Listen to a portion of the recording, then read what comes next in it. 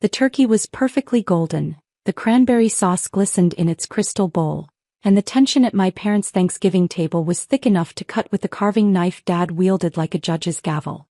"Sarah, could you pass the stuffing?" Mom asked, her voice carrying that particular edge of disappointment she'd perfected over the past 5 years. I handed her the dish, noting how she accepted it with the resigned air of someone doing me a favor by including me in family dinner. Around the table, my brother Marcus and his wife Jennifer exchanged knowing glances while their twin daughters played on tablets. Early rewards for good behavior, apparently. "So, Sarah," Uncle Tom said with forced cheerfulness, "still working from home?" "I work from several locations," I replied, spooning sweet potatoes onto my plate. "But yes, often from home." Dad made a sound somewhere between a snort and a sigh. "Working? That's generous." "Dan, please," Mom said, but without conviction. "What?" Dad set down the carving knife with more force than necessary. "I'm just saying what everyone's thinking. 5 years ago, Sarah quit a perfectly good job at Morrison & Associates to start some website.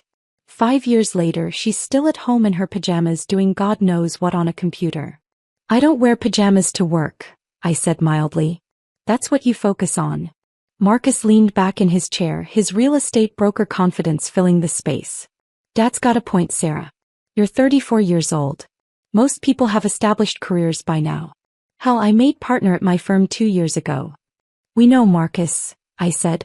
"You mention it frequently." Jennifer jumped in, her voice syrupy with concern. "We just worry about your future, Sarah. What about retirement? Healthcare? What happens when Mom and Dad aren't around to support you?" "I pay for my own health care," I said quietly. "And I'm not living off Mom and Dad." "But you're not exactly thriving either," Mom said, reaching for her wine glass. "Mrs. Henderson asked me last week what you were doing these days. I had to tell her you were between opportunities." I was mortified. "I'm not between opportunities. I have a company." "A company," Dad repeated, loading the word with skepticism. "With employees? An office? Revenue? Or is it just you in your apartment doing your little online thing?" The phrase hung in the air, little online thing. The dismissive label they'd assigned to my work years ago when explanation became pointless. "We're just concerned," Aunt Marie said gently. "You were such a bright girl. Stanford MBA, top of your class. You could have done anything. And instead she's wasting her potential," Marcus finished. "Look, I get wanting work-life balance, but you took it too far. You've basically opted out of adulting." The twins giggled at their tablets, oblivious to the intervention disguised as holiday dinner. I cut my turkey into precise pieces, letting the familiar criticism wash over me like background noise. "I brought pie," I offered. "Of course you did," Mom said. "You always contribute food. What you don't contribute is anything we can actually tell people about. Do you know how hard it is to explain to our friends that our daughter with an MBA from Stanford is, what? A hobbyist?" "I'm not a hobbyist." "Then what are you?" Dad demanded. "Specifically, use your fancy business school vocabulary and explain to us what exactly you do that keeps you holed up in that apartment 16 hours a day." "I run a software company that develops." "Software," Marcus interrupted with a laugh. "Everyone with a laptop thinks they're running a software company. Do you have actual clients? Paying clients?" "Yes." "How many?" I took a sip of water. Several. Jennifer's sympathy had sharpened into something closer to judgment. "Marcus has 300 clients. That's a real business. Several is a hobby." Uncle Tom tried to lighten the mood. "Maybe we should talk about something else.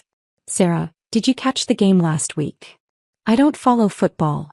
"Of course you don't," Dad muttered. "Too busy with your computers."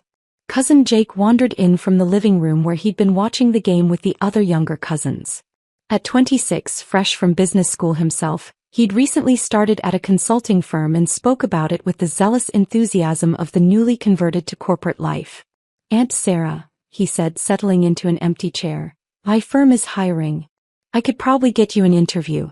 It's entry-level, but with your experience, well, your old experience, you might be able to start at associate level." "That's thoughtful, Jake, but I'm not looking for positions." "Because you're committed to your current path?" he asked, his tone suggesting he knew the answer. Because I already have a position. Doing your little online thing, Dad repeated as if the phrase itself was evidence of my failure. Marcus leaned forward, switching to his concerned big brother voice. Sarah, I'm going to be real with you. You're not getting younger. The longer you stay out of the real job market, the harder it'll be to get back in. Your resume has a 5-year gap now. That's a red flag to any serious employer. I don't have a gap. I've been working. But not in any verifiable way, Jennifer added. No references from supervisors, no clear career progression. Just this vague, I run a software company claim that nobody can actually validate. Oh, for heaven's sake. Mom set down her fork with a clatter. Can we please just be honest? Sarah, you're unemployed. You have been for 5 years. We love you, but we're not going to keep pretending this is a career. It's time to grow up and rejoin the real world. The table fell silent. Even the twins looked up from their tablets, sensing the shift in energy. I am in the real world, I said quietly. Just not the one you recognize. That's called delusion, Marcus said.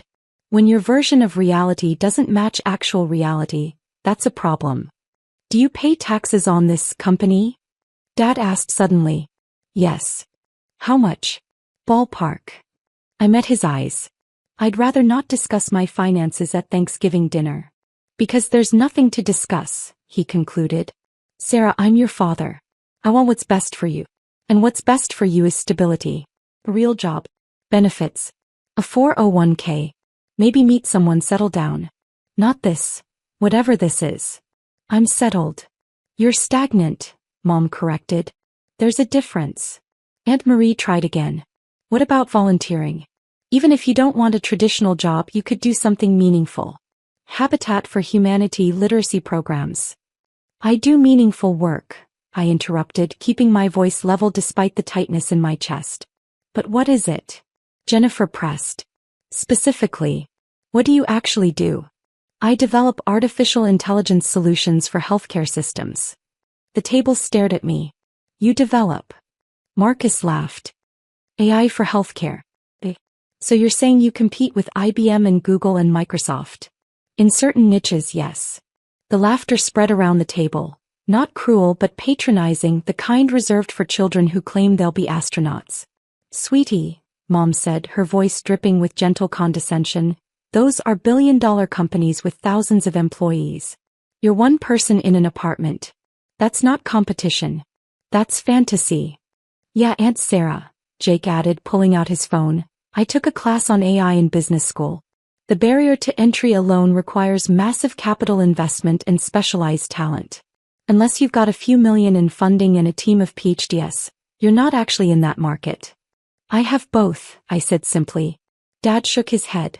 Now you're just making things up. Where would you get funding? Who would invest in someone with no track record? I had a track record.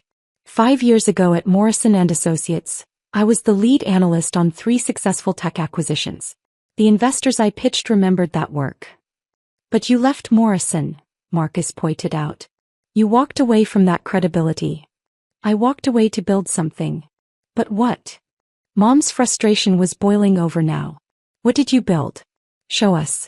Prove to us this isn't just some elaborate excuse for unemployment. Before I could respond, Jennifer jumped in. You know what this sounds like? Those people who join MLMs and call themselves entrepreneurs. They're technically running a business, but really they're just losing money and alienating friends. I'm not in multi-level marketing. But you're doing something just as disconnected from reality, Dad said. Sarah, I'm going to be brutally honest because someone needs to be. You're embarrassing this family. Mrs. Henderson isn't the only one asking questions. Everyone wants to know what happened to the brilliant Stanford girl. And all I can tell them is that you're at home playing on computers. My work isn't play. Then show us. Mom's voice cracked. Show us something real. A paycheck stub. A client letter. An office. Anything that proves this isn't just an elaborate avoidance of adult responsibility. The room went quiet except for the football game playing in the background and the soft chimes from the twins' tablets. Uncle Tom cleared his throat. Maybe we should have pie. No, Dad interrupted. This has been building for 5 years. We've been patient. We've been supportive. We've smiled and nodded while Sarah threw away her future. But patience has limits. He turned to me, his face hard with disappointment. I'm your father. I paid for Stanford. I believed in you. And this is what you did with that investment. You became a recluse who makes up stories about competing with Google. I don't compete with Google directly. We operate in specialized verticals. Stop, Marcus said.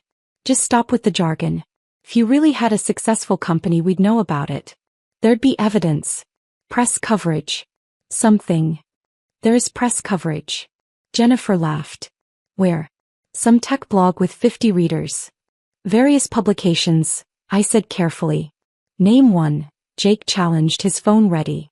Give me one publication that's covered your company, and I'll look it up right now. I hesitated, knowing where this would lead but unable to avoid it without seeming evasive. Forbes has covered us several times. The table erupted in laughter. Genuine full-belly laughter that made the twins look up in confusion. Forbes, Marcus gasped between laughs. Oh, that's perfect. Forbes has covered your company. Right. And I'm sure Fortune 500 just called about putting you on their list. This is sad now, Jennifer said, her laughter fading into pity. Sarah, do you actually believe these delusions? Have you considered talking to someone? A therapist maybe? Mom's eyes filled with tears. My daughter needs therapy because I failed her somehow. Because I didn't push hard enough for her to stay grounded in reality. This isn't your fault, Aunt Marie assured her. Sometimes people just lose their way. I haven't lost anything, I said quietly, but no one was listening. Dad stood up, his chair scraping against the hardwood. I can't do this anymore. I can't sit here and pretend this is okay. Sir, you need help. Professional help. And until you're willing to admit you have a problem, I don't think these family dinners are productive. Dan, don't, Mom started. No, Sarah needs consequences. She needs to understand that this behavior isn't acceptable. We've enabled her for too long. Jake had been scrolling through his phone during the exchange. Suddenly his face went pale. He looked up at me, then down at his phone, then back at me, his expression transforming from confusion to shock. He said, his voice strange. Aunt Sarah, is your last name still Henderson from your marriage, or did you go back to Morrison? I kept Henderson, I replied. Why? And your company, it's called MedAI Solutions? The table went quiet at his tone. Yes, I confirmed. Jake's hands were shaking slightly as he held up his phone. And, this is you? He turned the screen toward the table. There, in high resolution, was my face on the cover of Forbes magazine. Not a small feature buried in the business section. The cover. The actual cover. The headline read, Sarah Henderson, the 34-year-old CEO who revolutionized healthcare AI. Below that, in smaller text, how one woman's algorithm is saving 10,000 lives per day. And at the top, in the magazine's signature red banner, CEO of the Year. Nobody moved. Nobody breathed. Jake scrolled down with a shaking finger, reading aloud from the article. Sarah Henderson, founder and CEO of MedAI Solutions, has achieved what industry giants like IBM and Google have been attempting for over a decade. A truly effective AI diagnostic system that works across socioeconomic barriers and healthcare systems. His voice cracked slightly. Her company, founded 5 years ago with $22 million in venture capital. $22 million? Marcus interrupted weakly. Jake continued reading, his voice gaining strength from shock. Has grown to a valuation of $3.8 billion as of Q3 this year. With over 400 employees across 3 continents, MedAI Solutions has become the fastest-growing healthcare technology company in the world. He scrolled further. Henderson's diagnostic algorithm, which she developed during her time at Morrison & Associates but refined after founding MedAI, has been implemented in over 2,000 hospitals worldwide. The system catches early-stage diseases that human doctors miss, reducing misdiagnosis rates by 47% and catching critical conditions an average of 6 months earlier than traditional methods. The only sound was Jake's voice and the distant football game. The impact has been particularly significant in underserved communities, he read. Henderson insisted on a pricing model that makes the technology available to rural and low-income healthcare facilities at minimal cost, subsidized by premium rates for major hospital systems. This approach has brought cutting-edge diagnostic capability to regions that previously had limited access to specialist care. He looked up, his eyes wide. There's more. A lot more. About the funding rounds, the technology, the partnerships with the World Health Organization. Let me see that, Dad said roughly, grabbing for Jake's phone. Jake pulled up more results, his voice almost frantic now. She's not just on Forbes. She's everywhere. Wall Street Journal called her the most significant healthcare innovator of the decade. Time magazine interviewed her. The New York Times did a profile. She was on CNBC's Disruptors list. She keynoted the Global Health Summit. Mom snatched her own phone with trembling hands. Within seconds her face had gone white. There's a video, she whispered. From TED. It has 12 million views. She pressed play.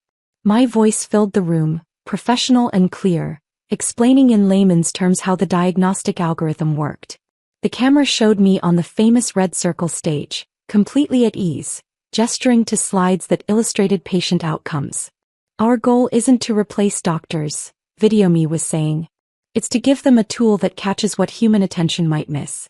A second set of eyes that never gets tired, never has a bad day, never brings unconscious bias to diagnosis. The video continued. We've caught over 3,000 early-stage cancers that would have been missed for months. We've identified heart conditions, rare diseases, neurological issues. All because our system looks at data patterns that human brains aren't wired to see. The TED audience applauded. VideoMe smiled slightly, uncomfortably, clearly not enjoying the attention but enduring it for the message. The technology is only as good as its accessibility, VideoMe continued. That's why 60% of our implementations are in areas that previously had limited diagnostic resources. Because the kid in rural Arkansas deserves the same chance to catch leukemia early as the executive in Manhattan. The applause grew thunderous. The video ended. The Thanksgiving table remained silent. Jennifer broke first, her voice barely audible. You've saved. The article says 10,000 lives per day? That's the estimated impact across all implementations, I said quietly. It's extrapolated from diagnosis data and outcome projections. The actual number is hard to verify precisely, but statistically. 10,000 lives, Mom interrupted, her phone still showing my TED Talk. Per day. Uncle Tom had found another article. Forbes estimates her personal net worth at $1.2 billion. Billion. With AB. She's on the Bloomberg Billionaires Index, Jake added, scrolling frantically. Number 847 worldwide, but the youngest self-made female billionaire in healthcare technology. Marcus looked like he'd been punched. The article says you turned down acquisition offers from Google and Microsoft that would have made you the largest tech exit of the decade. The offers would have changed our mission structure, I explained. The accessibility model only works if we maintain independence from shareholders who prioritize profit over reach. You turned down. Marcus couldn't finish the sentence. Dad was reading now, his face cycling through emotions too quickly to track. You have 400 employees. 417 as of last week, I corrected. We just opened the Singapore office. You have offices. Mom's voice was hollow. Multiple offices. On continents. 3 continents currently. We're considering South America next year if the regulatory frameworks align. Aunt Marie had been silent, but now she spoke, her voice shaking. Sarah, I told you to volunteer. I suggested Habitat for Humanity. I remember. You're saving 10,000 lives per day and I suggested you volunteer. To be fair, Habitat does important work. Stop, Jennifer interrupted. Just stop being gracious about this. We were horrible to you. You were operating on the information you had, I said simply. We didn't ask for information. Mom's tears were flowing freely now. You tried to tell us and we didn't listen. You said you ran a software company and we laughed. You said you worked in healthcare AI, Marcus added, his face ashen. I literally laughed at you. I said you were competing with Google. You are competing with Google, Jake said, his voice awed. And you're winning. Dad had put down his phone, his hands covering his face. When he spoke, his voice was muffled. I called it your little online thing. The phrase hung in the air, devastating in its new context. I said you were embarrassing the family, he continued, still not looking up. That you were throwing away your Stanford education. That you needed to grow up. You were concerned, I said gently. Parents worry. Concerned. He finally looked up, his eyes red.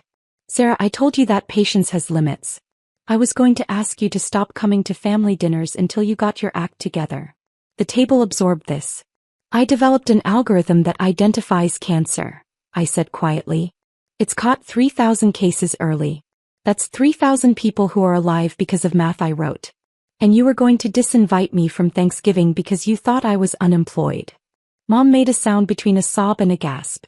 Jake was still scrolling as if he couldn't stop. The WHO partnership, you're providing your technology to developing nations for free?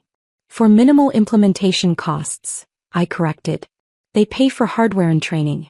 The software licensing is subsidized by our premium clients. You're providing billion-dollar technology to poor countries essentially for free, he clarified.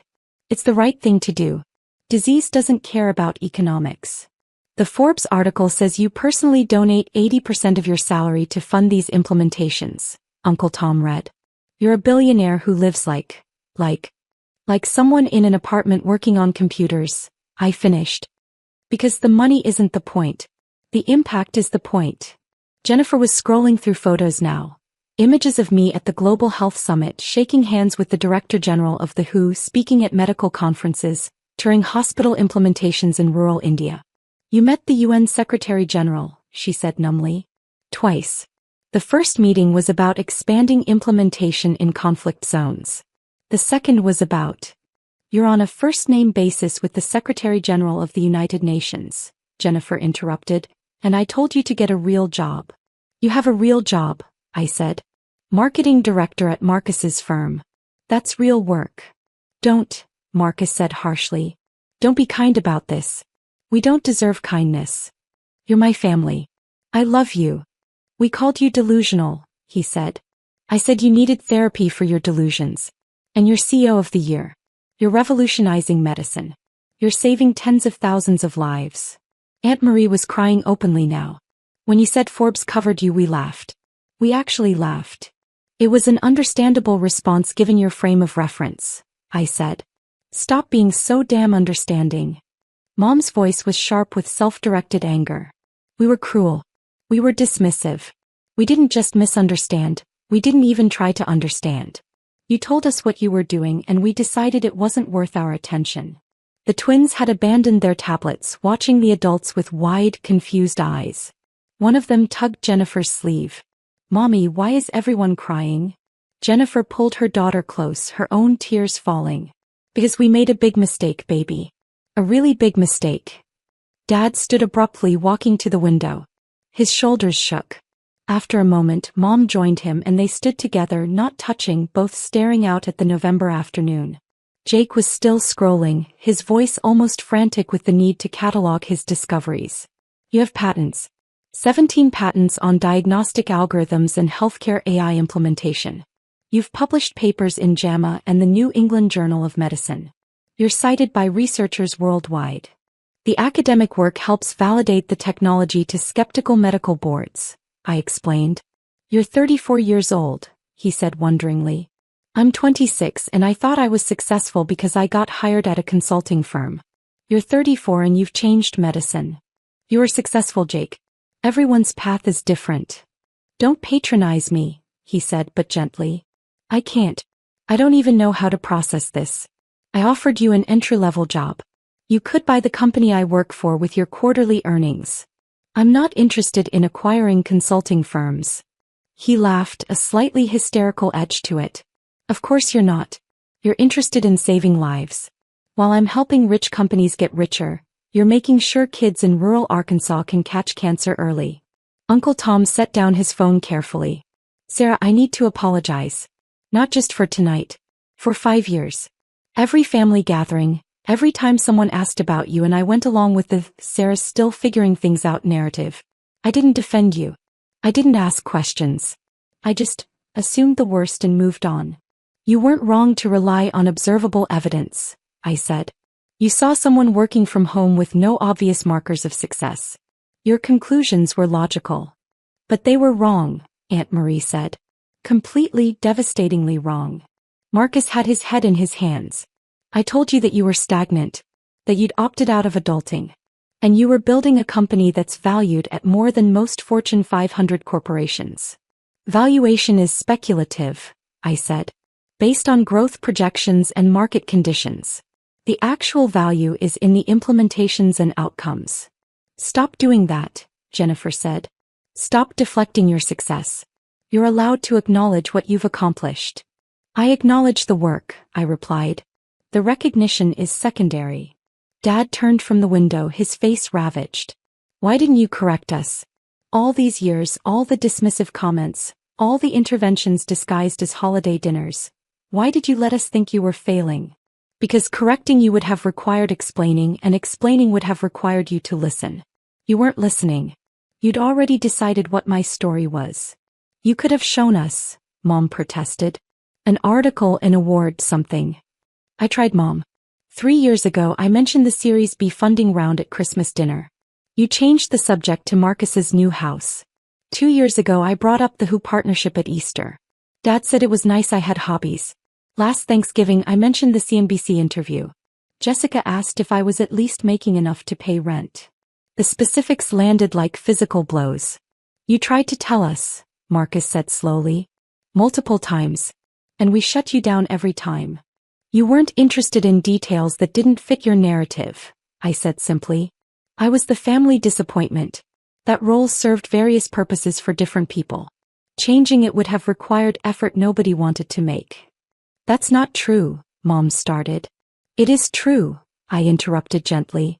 Jessica needed me to be less successful so she could be the accomplished daughter. Marcus needed me to be the cautionary tale to justify his choices. Dad needed me to be the failure to validate his beliefs about proper careers. Mom needed me to be the problem to focus on instead of her own dissatisfactions. The silence was absolute. That's not fair, Dad said weakly. It's completely fair. I'm not angry about it. I'm just stating what was obvious to anyone paying attention. My role in this family was to be the person who screwed up. When I wouldn't cooperate by actually screwing up, you decided to believe I had anyway. Jennifer was reading another article, her voice shaking. There's a profile in Fortune from 6 months ago. They interviewed your employees. Every single person said you're the best leader they've ever worked for. One woman said you personally paid for her mother's cancer treatment when insurance denied the claim. That's not relevant to the discussion, I said. It's completely relevant. Jennifer's voice rose. We thought you were a selfish recluse who'd opted out of society. You're the opposite.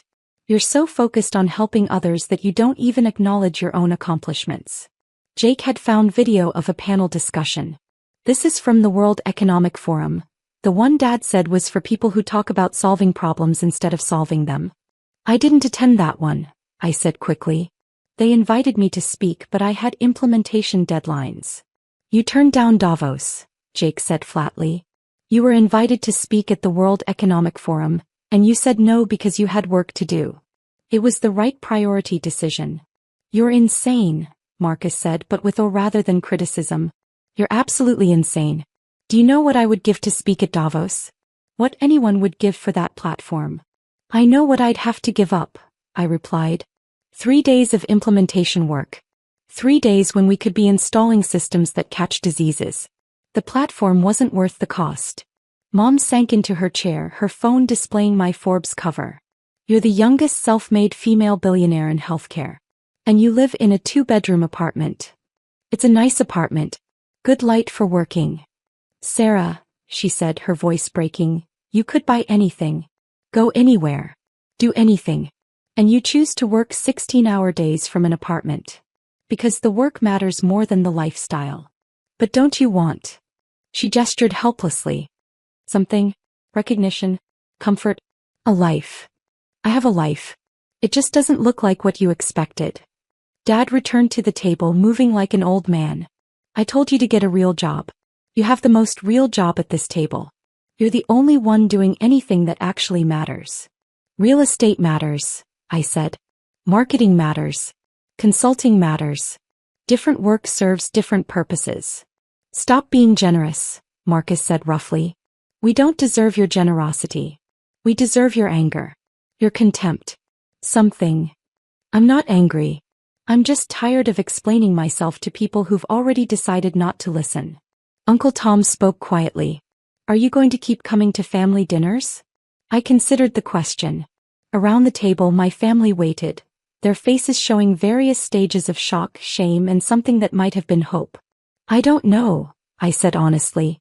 These gatherings haven't been enjoyable for me. They've been endurance tests where I'm repeatedly told I'm failing at life while I'm actually saving lives.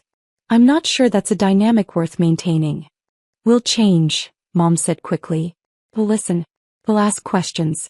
You'll be awkward and overly interested and treat me like a stranger, I finished.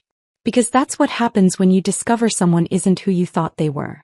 The relationship has to rebuild from scratch. Then we'll rebuild it, Dad said. If you'll let us. I looked at him, at all of them, seeing the genuine remorse and confusion. They meant well. They always had. Their cruelty hadn't been intentional. It had been the inevitable result of judging without understanding. Maybe, I said finally. But it has to be different. I won't come to dinners where I'm treated like a project or a problem. I won't explain myself over and over to people who've decided I'm a failure regardless of evidence. If we rebuild, it has to be as equals who respect each other's choices even when we don't understand them. Yes, Mom said immediately. Whatever you need. I don't need anything from you, I said gently. That's what I'm trying to explain. I don't need your approval or understanding or support. I have a life that works for me. I have work that matters. The question is whether you can accept that without trying to fix or change or mold me into something more comfortable for you. The room fell silent again, each person absorbed in their own reckoning. Jake spoke suddenly. The article says you're planning to open source parts of the diagnostic algorithm. That competing companies could use your work to develop their own systems. Next quarter, I confirmed. The basic diagnostic framework will be available under a Creative Commons license. Anyone can use it, improve it, build on it. You're giving away your competitive advantage, he said, stunned. I'm expanding the impact. If 10 companies use our framework to build diagnostic tools, that's 10 times more lives saved. Competition isn't the goal. Health outcomes are the goal. You really don't care about the money, Jennifer said wonderingly. The articles made it sound like PR spin. But you genuinely don't care about being a billionaire. I care about having resources to fund implementations. The personal wealth is incidental. Marcus laughed, a broken sound. Incidental. She calls being a billionaire incidental. It is, I insisted. If all the money disappeared tomorrow but the diagnostic systems kept running, I'd consider that a complete success. The wealth is a tool, not a goal. Dad was crying now, silent tears running down his face. I failed you. No, you didn't. You raised a daughter who got a Stanford MBA and used it to build something meaningful. That's not failure. I didn't support that building. I actively discouraged it. You didn't understand it. That's different from failure. Stop being so kind, he said roughly. I don't deserve your kindness. None of us do. Kindness isn't about deserving, I said. It's about choosing how to relate to people even when they've hurt you. The doorbell rang. Late arrivals for dessert, relatives who'd spent the day with other family branches. Uncle Chin, Grandma Morrison, Aunt Beatrice and her husband, 3 cousins I barely knew. They entered with the boisterous energy of people who hadn't participated in the earlier intervention, greeting everyone warmly, complimenting the decorations, commenting on the game. Grandma Morrison hugged me tight. Sarah, I saw you on the news last week. That CNBC interview about healthcare accessibility, magnificent work, darling. The room froze. You knew? Mom asked faintly. Of course I knew. Grandma looked around, confused by the strange energy. I've been following Sarah's company since she started it. Why do you think I invested in the Series A round? Another bomb dropping. You invested? Dad said. $2 million, Grandma said proudly. Best investment I ever made. Not because of the returns, though those have been excellent, but because I knew Sarah would do something important with it. She smiled at me. You've exceeded every expectation, darling. I tell everyone about my granddaughter who's revolutionizing medicine. Everyone. Mom repeated weakly. Everyone who'll listen. I'm quite insufferable about it at my bridge club. Grandma settled into her chair, oblivious to the tension. I assume you've all seen the Forbes cover? CEO of the Year at 34. Her grandfather would have been so proud. Uncle Chen, who'd been surveying the room with his usual sharp perception, spoke quietly. They didn't know, did they? Grandma's smile faded. Didn't know what? About any of it. Sarah's company. Her work. The Forbes cover. He looked at my parents. You thought she was unemployed. It wasn't a question. Oh, Grandma said, the single syllable heavy with disappointment. Oh, you didn't. You couldn't have been that foolish. We were, Dad said simply. We were exactly that foolish. Grandma looked at me, her expression softening with understanding. And you let us remain ignorant. They weren't interested in details, I said. So you worked in silence. Saved thousands of lives in silence. Built a company worth billions in silence. She shook her head. You're more patient than I would have been. Or more realistic about what people are willing to hear, I replied. The late arrivals caught up quickly through a combination of shocked revelations and phone searches. Within 10 minutes, everyone in the house was staring at screens showing various articles, interviews, and profiles of work I'd been doing while they'd assumed I was unemployed. Aunt Beatrice approached me hesitantly. Sarah, I told people you were still finding yourself. I meant it sympathetically, but now? It's fine, I said. It's not fine. You were finding yourself. You found yourself saving 10,000 lives per day, and I reduced it to a platitude for failure. The afternoon dissolved into awkward revelations and apologies. Some genuine, some performative, all uncomfortable. My family, both those who'd been there for dinner and those who arrived later, grappled with the disconnect between their assumptions and reality. As the gathering wound down and people prepared to leave, Mom found me in the kitchen where I was wrapping up leftover pie. Will you come to Christmas? She asked quietly. I don't know. I have implementation deadlines in Kenya and Bangladesh. The timing might not work. Sarah, please. Her voice cracked. I know we don't deserve another chance, but I'm asking for one anyway. Let us try to know the real you. I looked at her. This woman who'd raised me, supported me through Stanford, and then couldn't understand when I chose a path she didn't recognize. The real me, I said slowly, has been here all along. I never hid. I just stopped explaining when explanation became exhausting. If you want to know me, you can read the articles, watch the interviews, look at the work. It's all public. It always has been. But I want to hear it from you. You had 5 years to ask. The truth of that statement settled between us, undeniable and heavy. I know, she whispered. I know we wasted 5 years. But please don't let our foolishness waste more time. I want to know my daughter. The real daughter, not the version I constructed because I couldn't handle complexity. I sealed the pie container, considering. Maybe, I said finally. But you need to understand that my work comes first. Boys. If there's a choice between Christmas dinner and installing a diagnostic system that might catch a child's cancer 3 months earlier, I'm choosing the installation. I understand. Do you? I met her eyes. Because understanding that means accepting that I might miss holidays, birthdays, family events. It means accepting that I'm not going to prioritize family dinners over work that saves lives. Most people say they understand that, but they don't. They still expect me to choose them when it matters. Mom was quiet for a long moment. I want to say I understand. But honestly, I don't know if I do. I don't know if I can really grasp what you've built and what it requires. But I want to try. I want to learn. Even if I keep getting it wrong. That's more honest than most people manage, I acknowledged. She helped me load containers into my bag and we worked in silence for a few minutes before she spoke again. For what it's worth, I'm proud of you. I should have been saying that for 5 years, but I was too busy being confused and disappointed by things that didn't matter. So I'm saying it now. I'm proud of you, Sarah. You're doing something extraordinary. Thank you, I said simply. As I left, saying abbreviated goodbyes to relatives who now looked at me like I was a stranger, I felt oddly lighter. The secret was out, not because I'd revealed it but because circumstances had forced revelation. They knew now. They couldn't unknow it. Whether that knowledge would improve our relationship or make it more complicated remained to be seen. But at least I wouldn't have to sit through another dinner listening to career advice from people who thought I was unemployed. That, at least, was something. I drove home through quiet streets, my phone buzzing with messages from relatives. Some apologetic, some congratulatory, some still processing. I'd answer them eventually with the same patience I'd shown at dinner. But for now I had work. Always work. The Kenya implementation needed final testing. The Bangladesh training protocols required review. The open source framework needed documentation before next quarter's release. Somewhere in the world, a diagnostic system I designed was analyzing patient data, searching for the subtle patterns that indicated disease. It would work through the night, tireless and precise, catching conditions that human eyes might miss. 10,000 lives per day, the article said.